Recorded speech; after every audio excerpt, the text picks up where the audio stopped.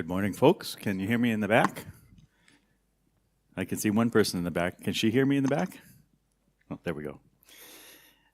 My name's Craig Gibson. I'm with forward-looking threat research within Trend Micro, and I like to walk around. So one of the things, if anybody does have a question, just sort of stick up your hand, and as long as I know your hand is in the air because my back's not turned, then I'll answer your questions.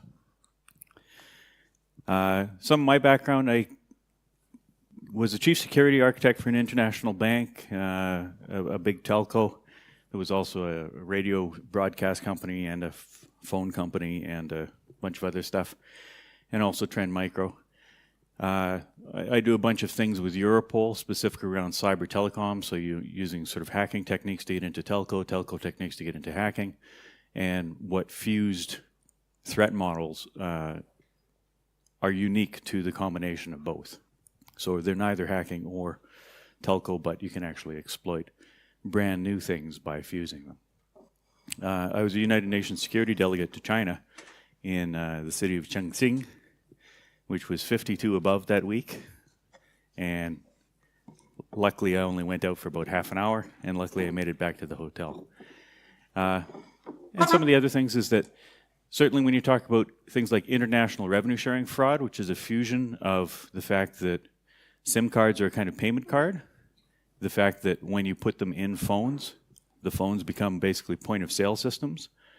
And as soon as you fuse those point of sale systems with the ability to do roaming, well, now you've got a money laundering structure that is also roaming mobile. You can have a burner phone, you can do a bunch of other stuff, and you can ping all kinds of different threat models, back-end infrastructure, and so on, while still having the ability to do wire transfer within the telecom domain in a way that's completely invisible to things like money laundering and banking regulations.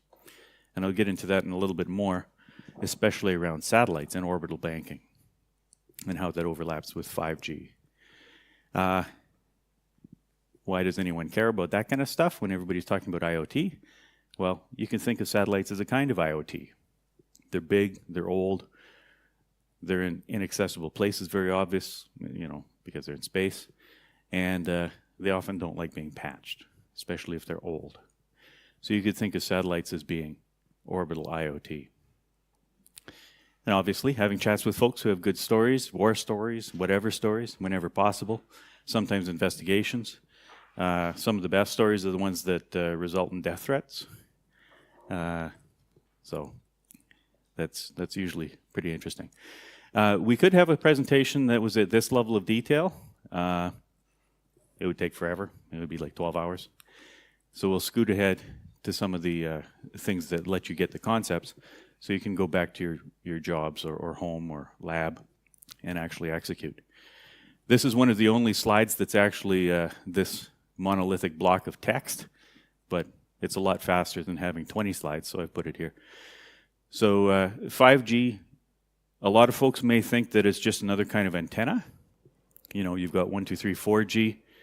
5G is just the thing after 4. It's fundamentally different. 4G and everything before it are basically hardware-defined networks. So you have a lot of hardware that goes in your network. If you want to change it, you have to talk to individual vendors. You have to do things like patching. You have to do all this kind of stuff. 5G, by its nature, is software-defined mobile networking. So the infrastructure is very volatile. It changes all the time. The blocks of software in it, the virtualized network functions, are very portable. They may come from various vendors. There may be supply chain issues in that. And certainly one of the things that folks like even Donald Trump have identified is that if you don't have any control over those vendors, you don't have control over your own infrastructure, your own banking, your own national security.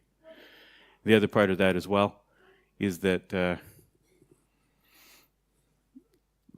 in 5G, most of the models, the security models and even networking models, are fundamentally different in that one of the purposes of 5G is to be perimeterless, to have seamless interoperability with multiple kinds of radio and also multiple kinds of carrier. So you can have many carriers that share borders, but because it's intended to be perimeterless and support very interoperable billing, most of your perimeter or castle and moat-based security models don't really apply. And even things like identity don't really apply. It's a very pretty slide. Obviously, I didn't make it. So this thing called 5G, all of this is 5G, and a bunch of other things included. So you've got your low-power wide area, your IoT, SDN, your cloud computing, which is virtualization in the back end, obviously, but when you have virtualization on the front end, that's fog computing. So between cloud and fog, cloud is relatively expensive. It's cheaper than other things, but it's relatively expensive. This is much less expensive because one of the things that telcos have as one of their primary sources of cost is electricity. If you do edge computing, guess who pays for the electricity? You guys. You don't have to read this. If you download it later, this is just for you then. I'll define all of these as we go. So I mentioned monolithic hardware networks.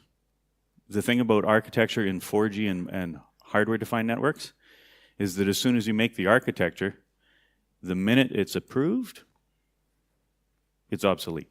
If something comes out the day after it's approved and funded, you're kind of screwed. Over here is a metaphor for a software-defined network. If you orchestrate it, if you build those that metadata and those network models and rules into the orchestrators, which I'll get into, it spins up a new network. If you change it, half an hour later, it spins up a new network. You're never more than half an hour obsolete, whereas this might be as obsolete as your architecture cycle, which might be 2 years, depending on whether you're a bank or a telco or a government. This is another visual metaphor. So if this bright one is your real network, this is your shadow network, which for telcos and carriers is your federally mandated network wiretap requirements.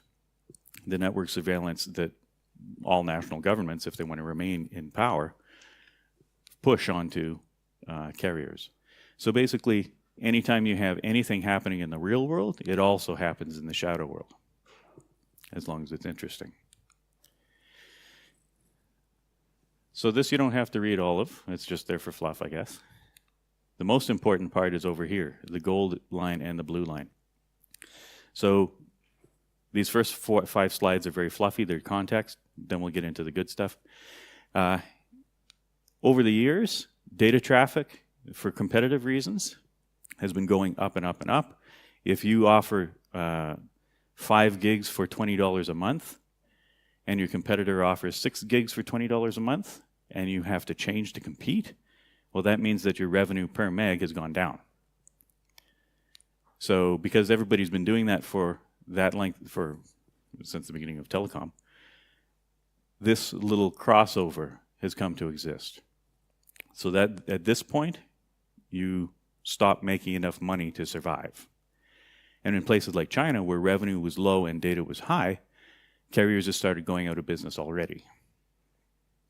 So the point of 5G, why not have 4G? Well, 4G is kind of over here. If you have just 4G, you will hit this line and go to business. So if you have 5G and all the efficiencies and automation and machine learning and so on and so on and so on, this line gets pushed over just a little bit, and then you need 6G. So one of the ways that you can get those efficiencies in 5G that let you actually move forward and let your carrier survive so as to be able to eventually get to 6G is to have automated threat modeling in telecom. So one of the things about telecom that is a really big impact are things like telecom fraud.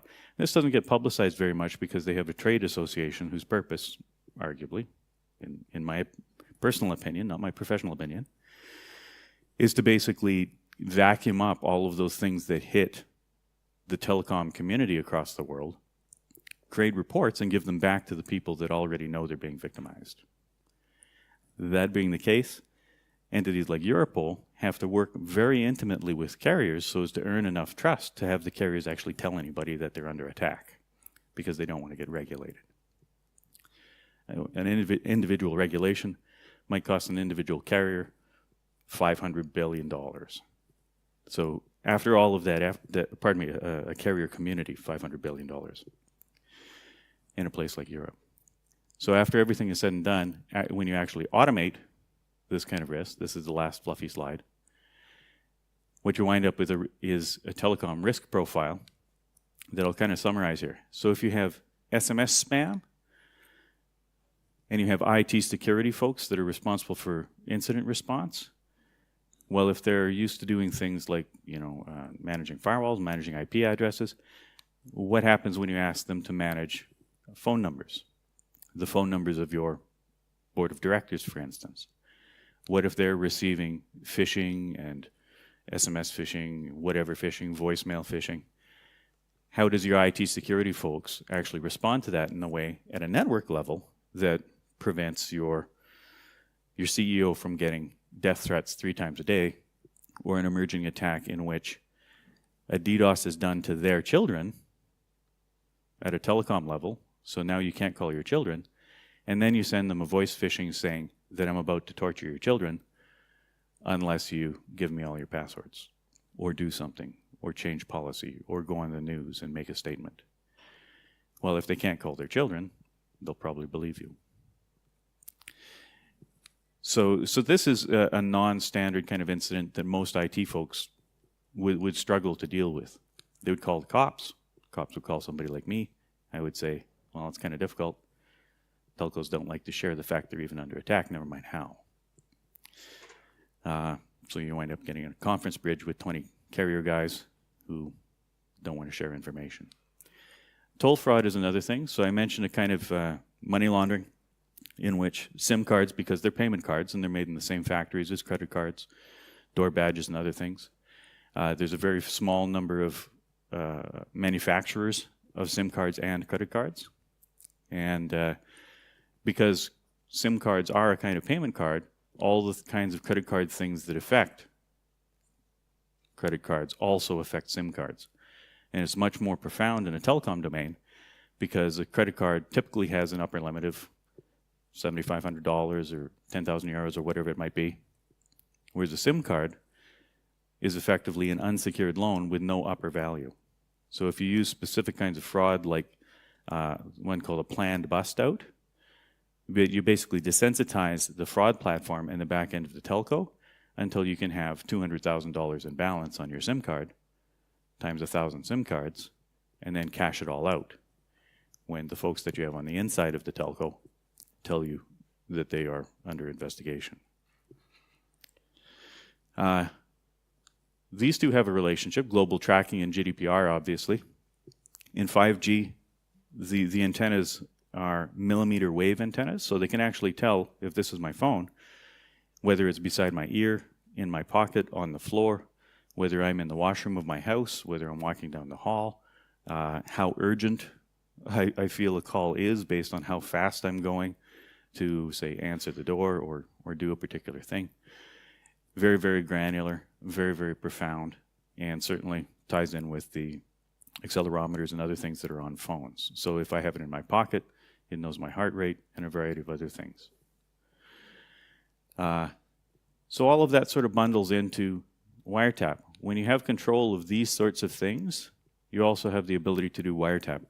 And that's a relatively profound thing at a government level or a bank level, because when you can listen to targeted phone numbers and phone conversations, well, now you can do insider trading. When you do blanket insider trading using the equivalent of a wiretap platform, like scraping the conversations of an entire board of directors, let's say.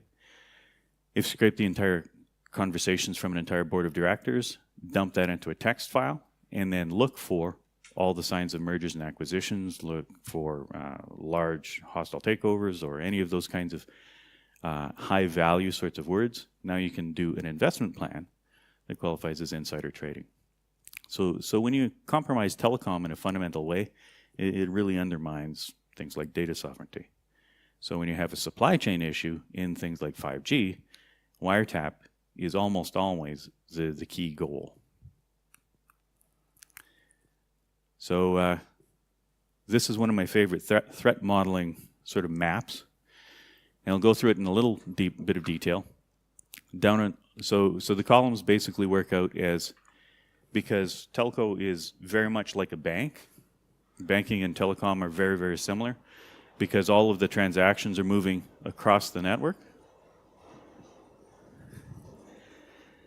Because all the transactions are moving across the network in telecom, and they're all broken down as dollars per roaming meg or cents per minute of long distance. When you compromise any part of a telco's production network, its customer network, you're actually compromising a transaction, financial network. So if you can take advantage of the fact that one carrier charges more per meg or more per long distance minute than another, well, you can route your traffic from the cheap one, from the expensive one to the cheap one, and keep that as fraud. And you can do a whole host of other things.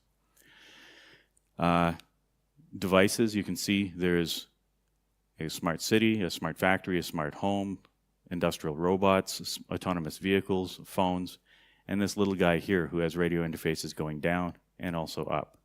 This is a cell tower class called a femto, or a microcell, or a rogue base station, or similar things. Over here we have GSM, or 2G. We also have CDMA, which is 2G. HSPA, which is high-speed packet access. LTE, which you're probably familiar with here in Europe. 4.5G, which is the idea that you have multiple carriers. So competing carriers who are all shoveling data at X, being the phone, the device. And these three are actually doing things like key exchange in the back end, so as to do packet sequencing, so you get 3 times as much data, or even data in places that you would not have otherwise gotten it. So in terms of supply chain, this guy could be a company in Russia, this guy could be a company in China, this could be the NSA, and this is why wiretap is such a big deal when you talk about data sovereignty. In 5G, well, if you have your cell networks that are doing carrier aggregation, you may as well have your Wi-Fi, your seamless auto authentication, core peering Wi-Fi, peer with your own cell towers, and as long as they're peering with your cell towers and you're doing this, really what you're doing is having all your landline and all of your cell towers all peer with everybody that wants to. So this is why in 5G you have a perimeterless network, because basically at a supply chain level, and you sort of know this as security professionals, at a supply chain level, everybody's a vendor of everybody else. All your vendors have access to your infrastructure. Well, if everybody in the world in 5G is a vendor of everybody else because of roaming and long distance and inter-carrier trust, everybody has access as long as they ask nice. And this guy up here is a satellite. 5G is very satellite friendly. And I'll get into that in a bit. So in 6G, what's the difference between 5G and 6G? Well, we haven't talked really about what 5G is, but 6G is basically the idea that when you wrap enough machine learning around it, your security model becomes a risk model, which is really a financial model, which really means that at a banking level, you're really talking about, not about breaches, but you're talking about the cost of doing business at a completely automated level. So at that point, really what you're talking about is, if a customer is a good customer, great. If he's a bad customer, let him go. If a hacker, somebody committing fraud, is a good customer, maybe you'd keep him.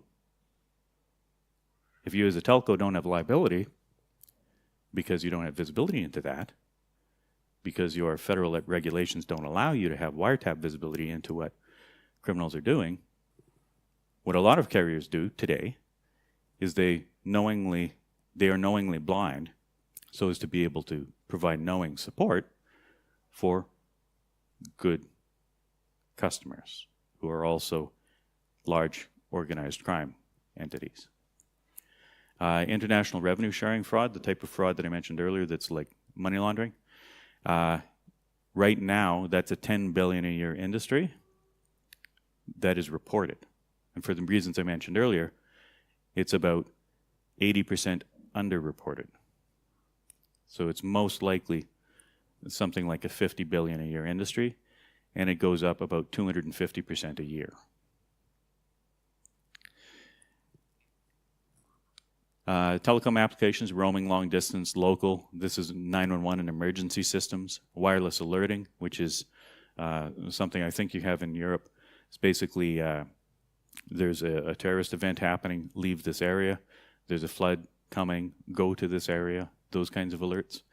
And then finally, lawful intercept, which is the ability of national security agencies to break into calls and listen to them in an unencrypted kind of way. And then over here we have very traditional sort of IT data, roaming data. Over here we have a little man, a dollar sign, and a happy face. So it's basically getting people to give you money by making them happy. Terrorism and PSYOPs is basically having people stop spending or change their credit, change their economics and their economic policies at a political level by making them frightened or sad. Then we have over the top, which is Skype. Typical communications, which is A party calling B party. Military, law enforcement, public safety, which might include emergency number systems. Typical banking, and then national security and government.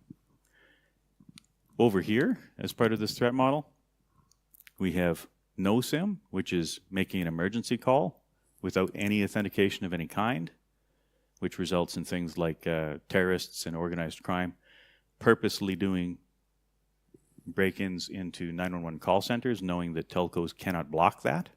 They're actually not allowed to block that. So if they can do money laundering, organized crime, and outbound calling from 911 or other life-critical systems, it actually is more profitable. And because it's no SIM, there's little or no authentication. It can be done from burner phones. SIMs, typical sort of 2G version of SIM. UMTS SIM is slightly more advanced, a slightly better key encryption. iSIM is an integrated SIM, so it's actually physically located on the board of, for instance, an industrial robot or an IoT device. An eSIM is just, it's got a lot in common with a certificate. It's basically a little virtual SIM that may sit within a chip. You may have quite a few of them within a chip. Multi-SIM is well supported by eSIM, multi-eSIM. And then finally this guy, who's probably the biggest risk in a 5G IoT deployment, which is when you have something like a smart city, it may have 200,000 devices under one purchase order. Well, that procurement fellow has nothing to do with security, has nothing to do with incident response. If his 200,000 SIMs generate $20 million a month in billing, well, if somebody does international revenue sharing fraud by taking some SIMs out and sticking them in a cell phone for doing international revenue sharing fraud, or sticks them underneath a femtocell, or puts a femtocell in the parking lot, that procurement guy is going to have no idea that when his bill is $21 million a month, that there's anything wrong.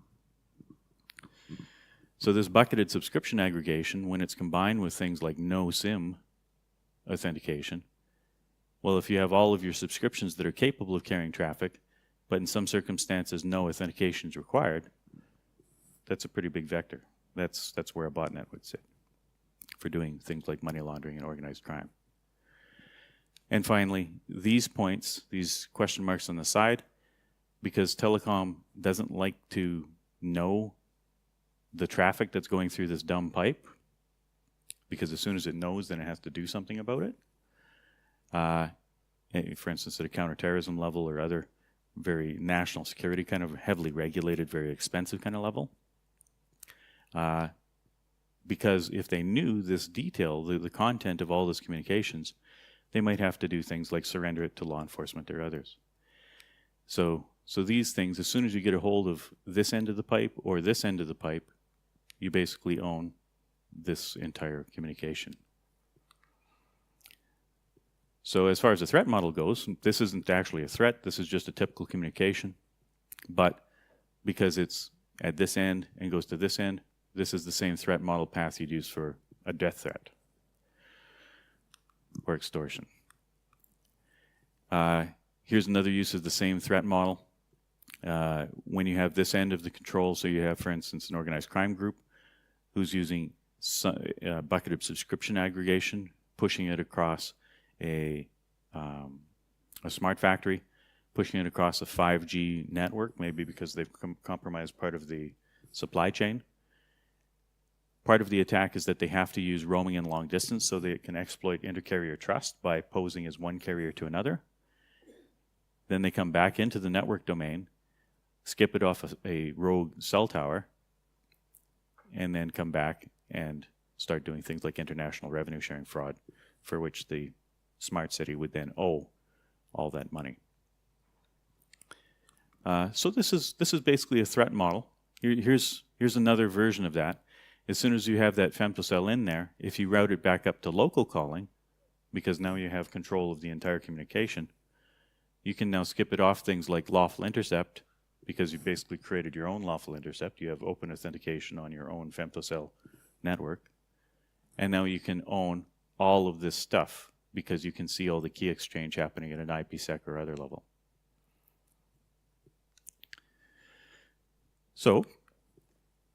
So how does that relate to 5G? Well, all of this is part of 5G because it's all part of the business cases that are part of 5G.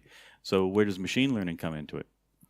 So I'll describe this 5G network, and then the next slide we actually get into how the threat modeling actually feeds into machine learning. So in 5G you have orchestration. So you have this automation, certification, and design studio. So this is where all your auditing happens before it ever hits the network. So this is where all your really slow stuff that makes architecture take 2 years and have to go through legal and all that sort of bureaucracy and messing around.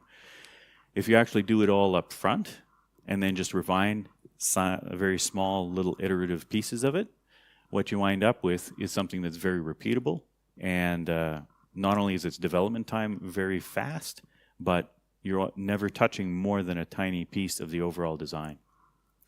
So as far as an enterprise goes, that's really valuable because that means that you can do rapid prototyping. You then push it into the end-to-end orchestrator, which is the top of this pyramid you can see here. I'll touch on in a second. The end-to-end orchestrator basically receives what's basically a business proposal from the board of directors or whoever. Some of the things that I dealt with in telecom is a CEO would read a news article, pass it to an EVP, and say, make me this. So then you'd reverse whatever was in that news article, turn it into a business case, feed it to the end-to-end orchestrator. The end-to-end orchestrator says, this is what I've been told to do at a business level, at a metadata level. I need to do long distance for bank boards of directors in a special way. That proposal will then go to the various domain orchestrators, one of which is the security orchestrator, and they will say, yes, we do have the network resources to be able to do that. You want to have 2056-bit encryption. We do have modules for that somewhere in the network. Therefore, the network that delivers whatever it is you want has to take this specific path, this, for instance, red line, which is called a network slice, which I'll get into in a second. Those business requirements for the domain orchestrator then go to the virtual infrastructure, to the software-defined network. So we are already getting into the software-defined mobile network core. They then go from that into the self-organizing network core, which is self-management of the radio network necessary for doing things like cellular radio. And then eventually they go to the 5G new radio, so as to push lots and lots of data to things like IoT, fog computing, and the Internet of Everything, which includes people. So all of the issues and problems and hiccups that come along the way, which might include security issues, feed into real-time network intelligence, and then go back into the certification design studio so they can get improved the next time. Out of band, out of production, as quickly as possible. So this cycle here is also an incident response cycle. It's a business improvement cycle. It's a billing cycle. When laws change, they follow this cycle, and you can predict it. The other thing about it that lends itself to prototyping is that this cycle can be simulated. You don't have to hit commit. So if you think as a telco CTO, you want to, somebody says, my CEO wants me to do something. I think it'll cost $100 million, but I have no proof. However, I've been told to get it done in 6 months anyway. He thinks it'll generate $20 million. I think it'll cost $100 million. I don't think it's wise, but I can't compete with his authority. So you just run a simulation and say, yes, it would cost $100 million. Does that influence your decision? Should I change my priorities? Or you can run 50 things and find out which one is the best. And by the way, you don't have to buy any hardware. You don't have to talk to anybody. You can get one guy working in the backyard, working remotely.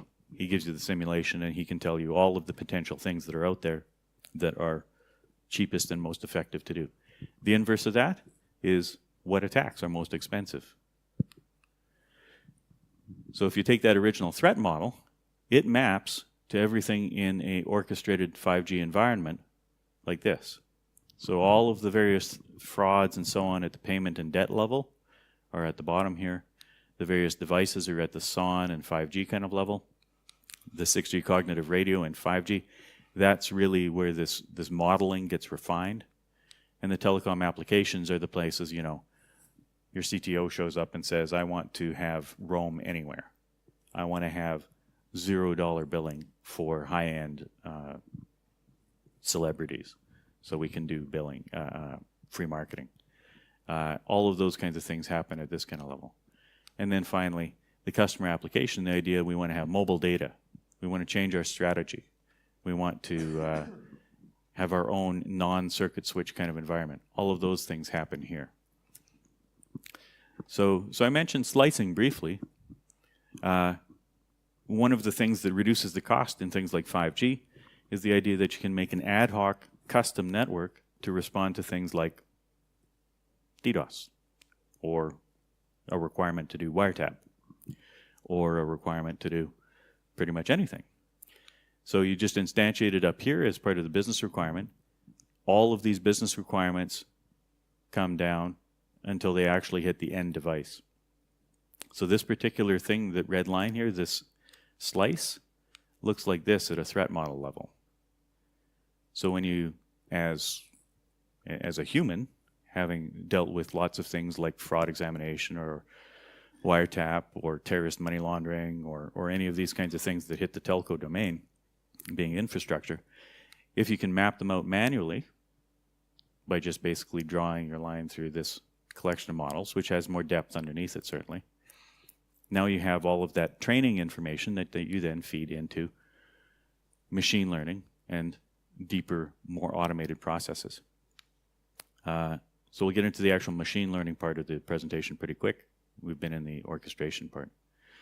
So this is the ETSI NFV, Network Function Virtualization Standard. It, you know, if somebody's from ETSI's in the room, I apologize. ETSI doesn't have a lot of what I would characterize as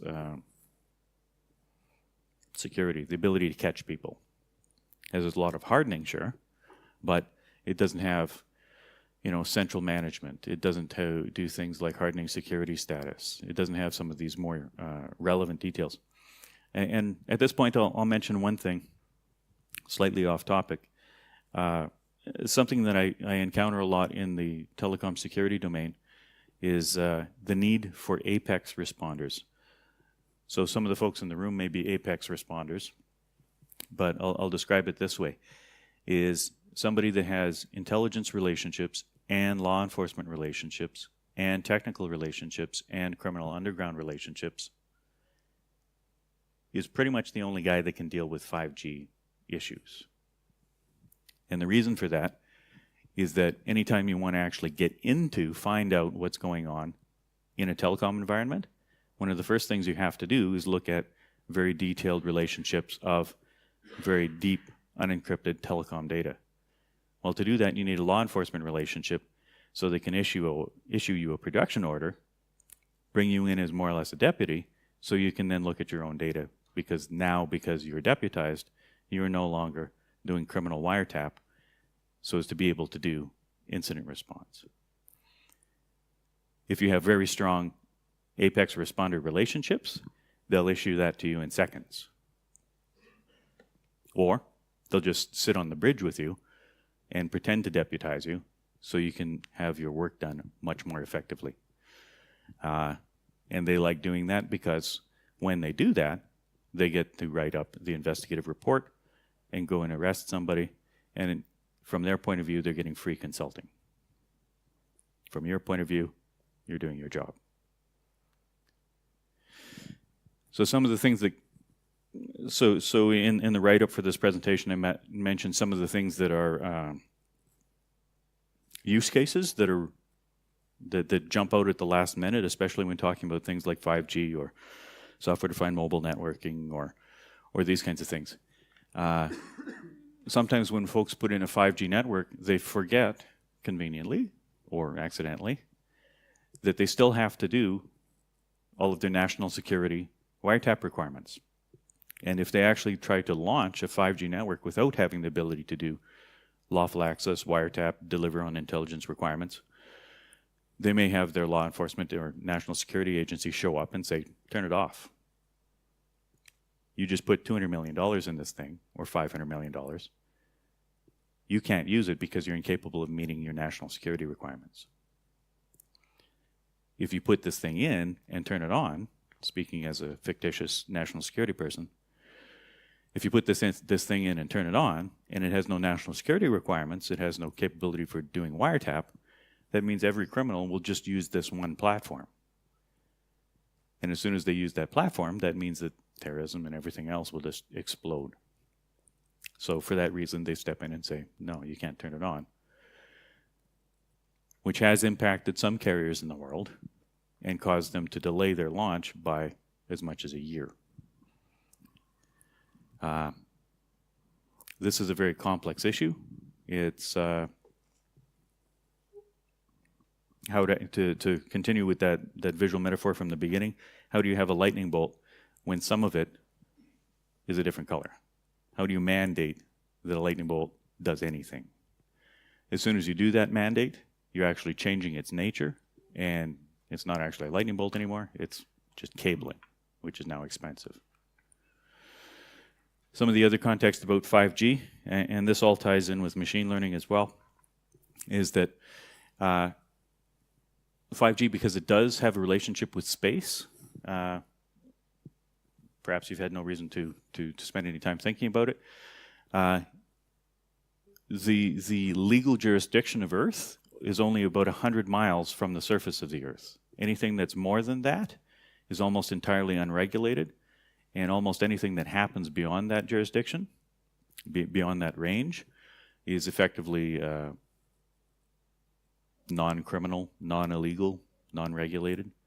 There's a few treaties like the Talon Manual and the Outer Space Treaty and a few other ones, but when you have things like satellites that have the capability of doing things like pivoting data, have the ability of performing processes on board, bank-like processes, what you have is, in effect, an orbital network, which in Starlink, the SpaceX Elon Musk orbital internet, of which 2 have been launched already. So this 12,000 satellite network, which is planned, and there's versions of it that are planned by other companies, when it launches, the entirety of that thing will have the ability of moving data from outside the jurisdiction of Earth to other places outside the jurisdiction of Earth, do processing outside the jurisdiction of Earth, and be completely outside Earth's banking, financial, government, everything, infrastructure. So from a data sovereignty point of view, there is none. It's space. But there's an entity called the Asgardia Space Nation. The Space Nation of Asgardia is setting up, with UN support, and a billionaire to finance it, a Russian billionaire by the name of Igor Asher-Bailey. This entity, the Space Nation of Asgardia, is about to become humanity's first space nation, an entirely orbital, non-Earth-bound, embassies will be on Earth, obviously, an orbital, non-Earth-bound country. So it will be the only place where data sovereignty exists in orbit. And predictably, it's launched its first 2 kinds of currency, which are both blockchain. So you can see where things are going already.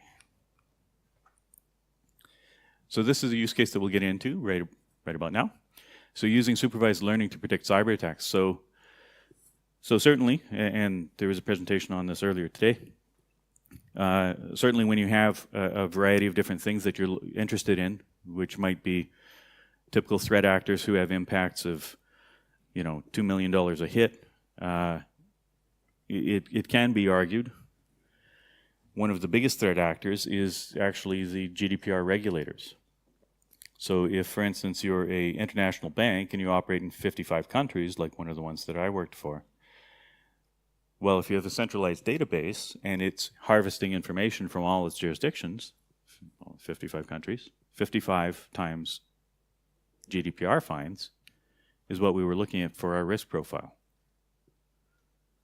And that's just one bank. So if you can imagine having a threat actor who's effectively self-financing and can hire more staff with the revenue that they've earned, that's a really big deal. From a banking point of view, that's profound. That was actually a bigger risk from a forward-looking threat point of view than any hacker, organized crime group, money laundering ring of any kind. So this is why it was lumped in with cyber attacks, is because basically the idea is that you get pinged by some sort of bad guy and then immediately get GDPR'd. So this is actually the machine learning part. So we talked about 5G briefly, and the idea that when you do threat modeling in a telecom domain, you have to take into account the fact that it's a life-critical banking, financial transaction with inherent money laundering, which allows you to skip around from supply chain to supply chain to supply chain, from carrier to carrier to carrier, and do wire transfer from within one carrier to another carrier while ignoring things like money laundering regulations. So in a cognitive network, basically you have your managed orchestration, your MANO, and this is basically all of your domain orchestrators, including things like a security orchestrator. It is providing rules to the managed elements, the virtual network functions, and network function virtualization infrastructure. It's providing SDN controller information to the tenant controllers. The data collection, the vast amounts of data that come into a telco is over here, where you'd actually gather up all that information from the threat models that I showed you earlier, which might come from law enforcement, and might come from other carriers, and might come from providers of threat intel. Might come from GSMA if you're lucky. And then finally, you get your model selection and data pre-processing. These ones are relatively critical because here, from one of the groups that I'm a part of is the Association of Certified Fraud Examiners. It has more than 400 types of fraud, many of which have existed in human history for 4,000 years. So these models are actually so popular that they never go out of style.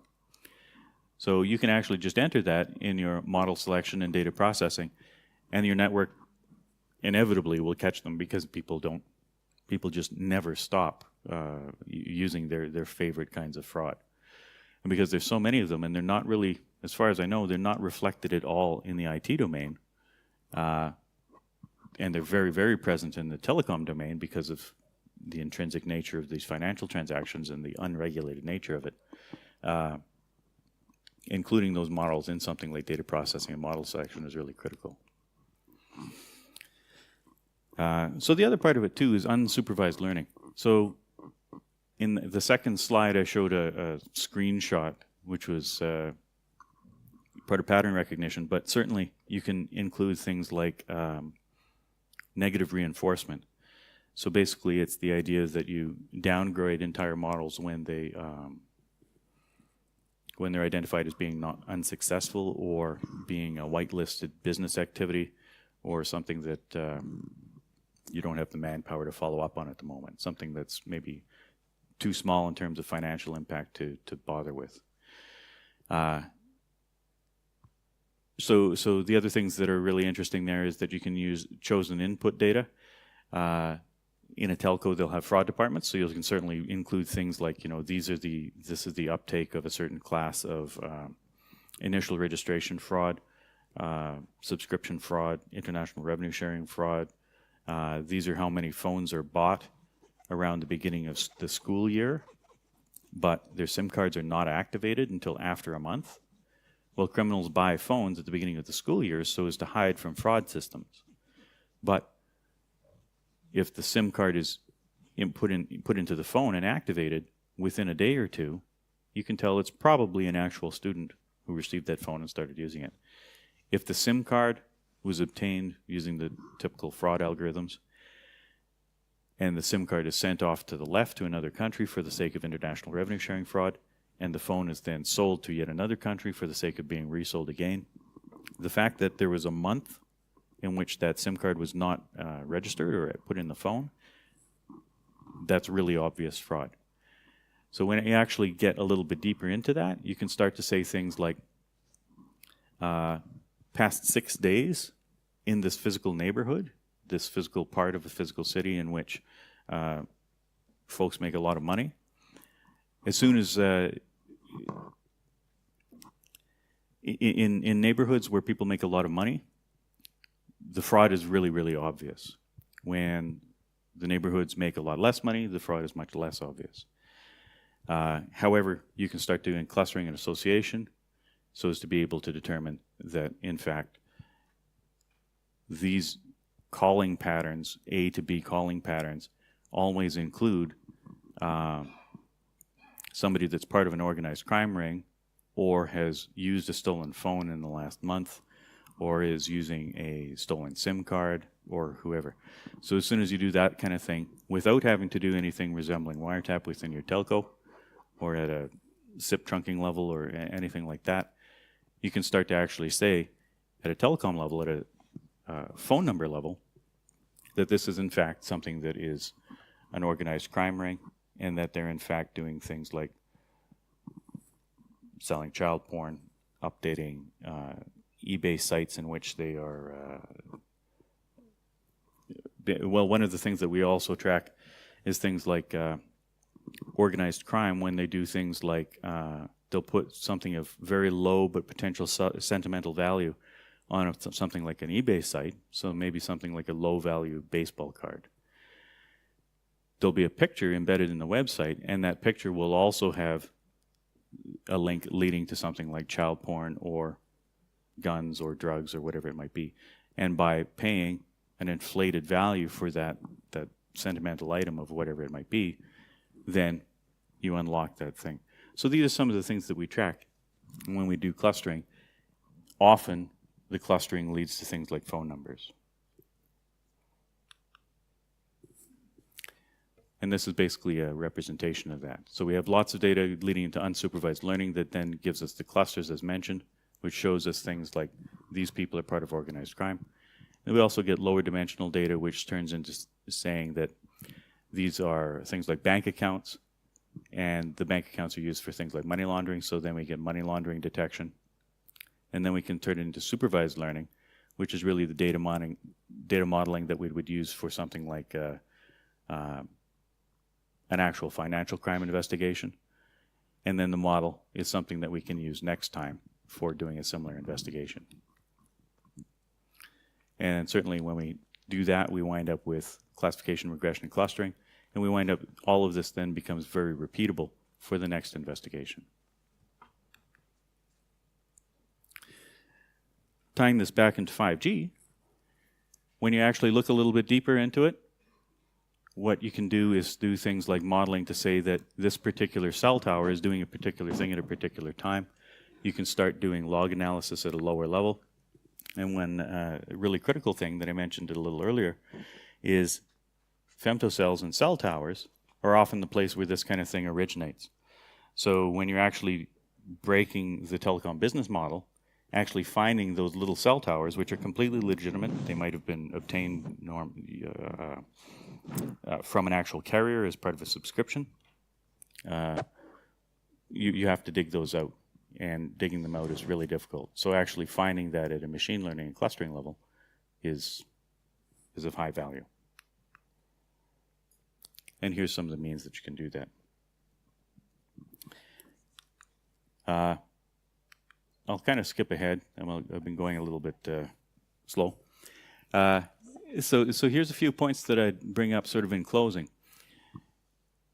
In 5G and software-defined networking and national security, especially when you tie it back into things like wiretap and influencing things like the procurement of companies, influencing things like mergers and acquisitions, you wind up in a really interesting new trend called grid convergence. So in places where they have a lot of support, a lot of forward-looking research. There's the idea that 5G, backed by transaction integrity from things like blockchain, can be used to swap a lot of the functions of telecom and banking. So your telecom system is your banking system is your telecom system. And when you do that, it makes it very, very effective to manage your actual energy sector that way because you have enhanced security. Well, when you do that and it's all on blockchain, making those blockchain transactions, those blockchain tokens available to everybody so they can then invest in your infrastructure, in your economy, becomes really profitable. So now that we have in the world the House of Saud diversifying from oil, they have their Minister of Artificial Intelligence for IoT, 5G, and robotics, $200 billion in investment and the backing from Crown Prince. This is what they're talking about doing with 5G. So they're talking about basically rebuilding their entire country, making it a 5G country, which is also a 5G bank, which is also a 5G energy sector, so they can get away from oil, and it'll be on blockchain, so people can invest in it intrinsically without having to rely on foreign dollars or gold standards or foreign dollars, like being backed by, for instance, the US. We have still 5 minutes for question. So please feel free. Does anyone have any questions at this time?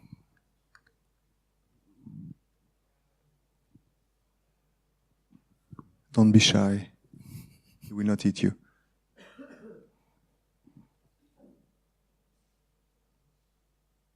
No, so I guess we can go for the final words, if it's fine with you. Okay, thanks. So I'll kind of skip ahead. So there's a few more points here. This particular slide, you probably can't read from where you're sitting, but I mentioned earlier there's a lot of changes in 5G and how the models work. So the old models for identity are very concrete. We know you, this is who you are, because the new models through the middle of the slide are all risk-based. Basically, everything is handled at a much higher level, a much more risk-based, much more bucketized kind of situation.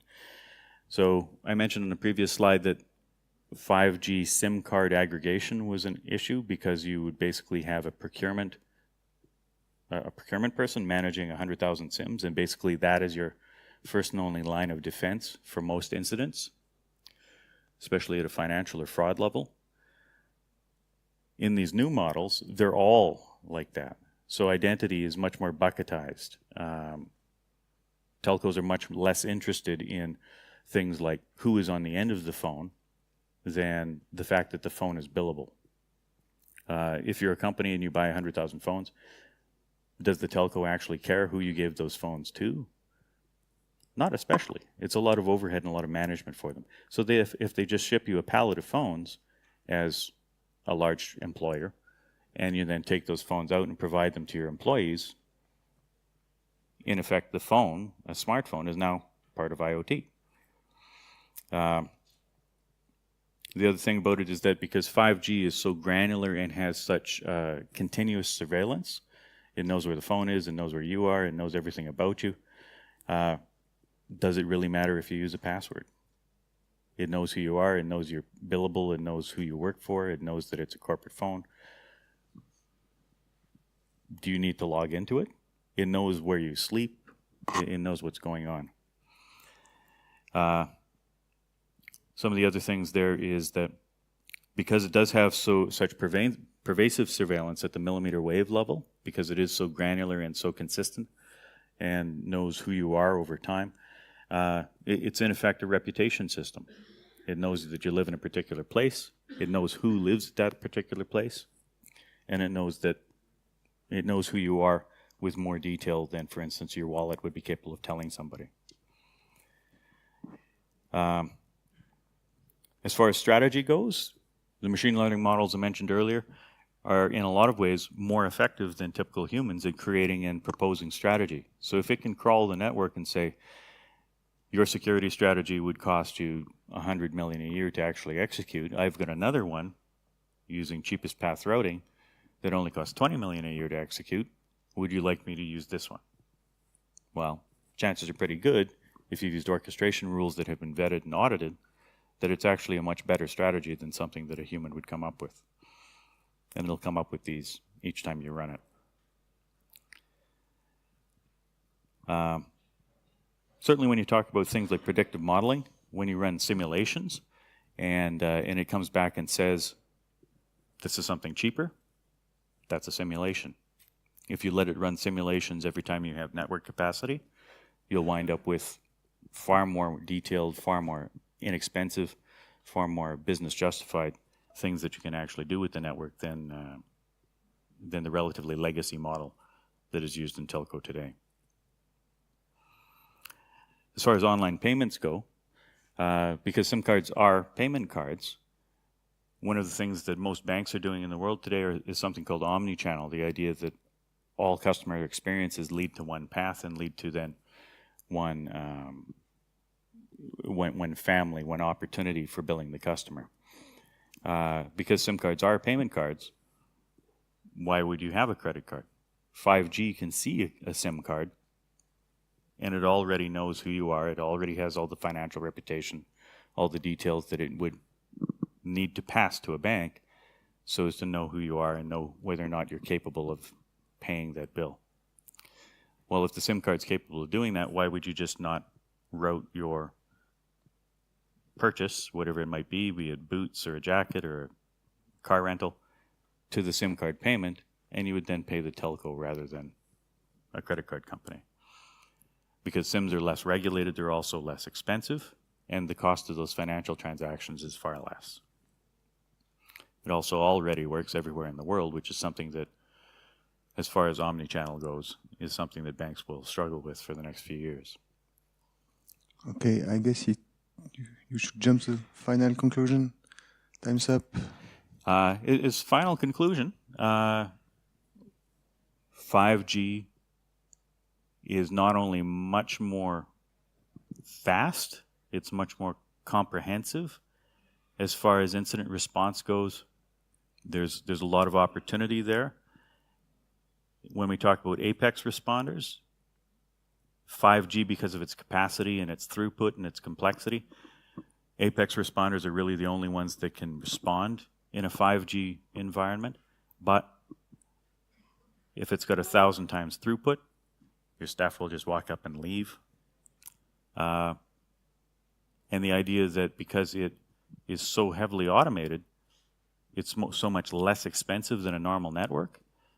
If it's well designed through the use of orchestration, what you'll wind up with is something that has less risk, is more profitable, and more secure. Okay, thank you.